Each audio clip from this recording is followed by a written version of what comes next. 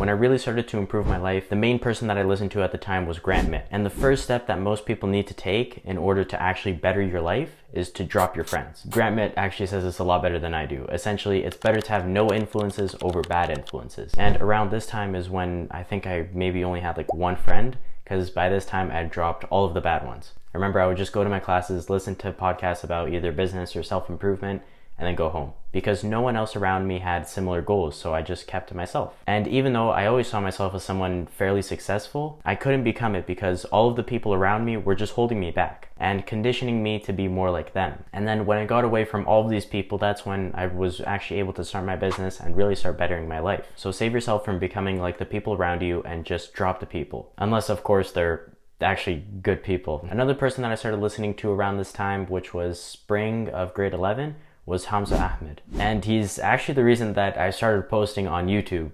And really quick, can we please get some claps for the 2-year progress so far? Back on track, he was the one who really taught me about just eliminating the excuses in your life and just doing the things that you knew you needed to do to either advance or better your life. And the one thing that he says all the time is do the hard work, especially when you don't feel like it. And one of the things that he says and that he preaches that really helps is whenever you don't do the things that you genuinely need to do, you're a pussy, because you genuinely hold yourself back from becoming the greatest version of yourself. So do what needs to be done, as well as hold yourself accountable. Whenever you don't do the thing that you need to do, be conscious of it, and then quickly eliminate the thought or whatever it is that's stopping you from doing it, and just do the work. That's also something that Andrew Tate preaches a lot, but he helped me in a fairly different way. And this was around the Grant Mitt era too. And the way that Andrew helped with the business part is literally with starting. And after I did, I realized that the most important part about business and honestly anything in life is just starting. And then with the business, after you start, the next only important thing is just selling your offer.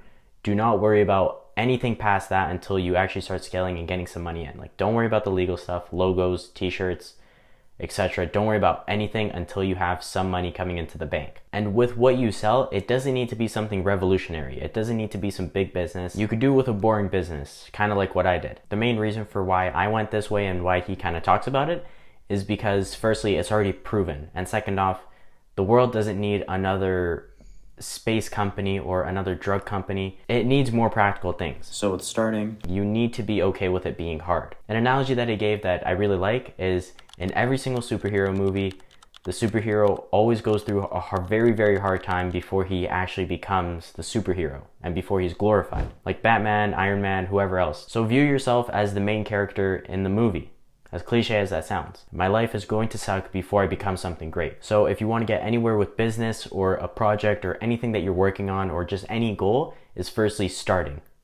And then knowing that it's going to be hard to achieve what you want to. And something big that comes up whenever you're trying to reach something bigger or hit a new goal is doubt, or thoughts of uncertainty and fear of taking action, because there's always a chance that the goal won't be hit. And someone who really helped clear my head with all of this was Alex Hormozi. And really quick, if you're enjoying the video, if you could please subscribe, that would literally mean the world to me. Thank you. And he has an amazing story about from how he started to where he is now. Essentially, it was LLL, get scammed, LLL, more L's, and then eventually finally he found something that worked, and then he just went up from there. And the main thing that helped him with getting past doubt and quitting is just seeing L's as learning. And I know you've heard this a million times, but things get repeated because they're true. But if he never got scammed by the biggest walking red flag, it would have probably held him back in the long run, because he would have less realization of the real world. And one thing that people very rarely do is look back on the lessons of their mistakes. People don't analyze it enough. What you need to do is look back, what was my last L? For me, one of the last things was during the summer and spring season when my business is operating,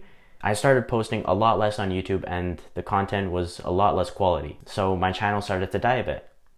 Looking at it, the lesson learned is that you need to stay consistent and that I need to prioritize quality, as well as know that when you want to have two things going well, you need to completely cut out other degrees of your life, like going out, having fun, scrolling on TikTok, etc. So that was the lesson that I learned, and now going into the next season, I'm very well more equipped. And something that's universal with Grant Mitt, Hamza, and Andrew, but that Hormozi really hits on the head, is that success is very much a long-term game. Too many people want success quickly and without doing what it genuinely takes. And I promise you'll get 20 times further ahead in life if you know that it takes hard work, as well as it's going to take years before you genuinely get the results that you want. The grind is hard. So to recap, everything about the people who genuinely helped me out the most with improving my life was firstly Grant Mitt, and just being okay with dropping people if they don't benefit your life and if they don't help you get to where you genuinely want to be in life. Second is Hamza with being very disciplined. You need to do the hard work, especially when you don't feel like it. Third was Tate. For me, it was literally just start a business and be a stoic throughout the entire thing. And lastly, Alex Hermosi, you essentially only lose if you quit or give up. And you need to also learn from your mistakes. So these are essentially the main 4 people who genuinely helped me with improving my life, as well as their lessons. But yeah, hopefully some of these lessons can also benefit you and help you out as well.